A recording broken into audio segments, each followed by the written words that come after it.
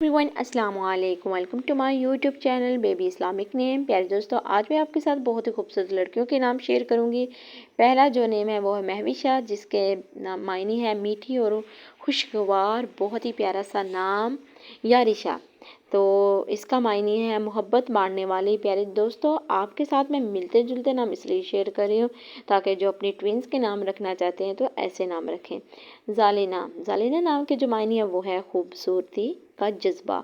बहुत ही प्यारा सा और ज़बरदस्त नाम है। जैसा नाम खूबसूरत है वैसा ही इसका मायने भी बहुत ही खूबसूरत और प्यारा सा है।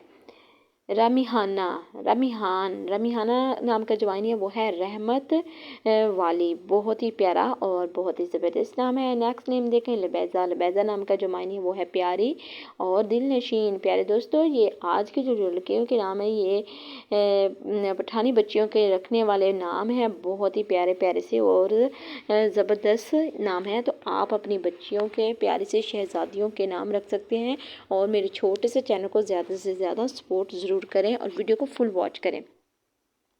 नेक्स्ट नेम है जो कि है सालिजा, सालिजा नाम के मायने है नरम और रोशनी। बहुत ही प्यारा सा नाम है।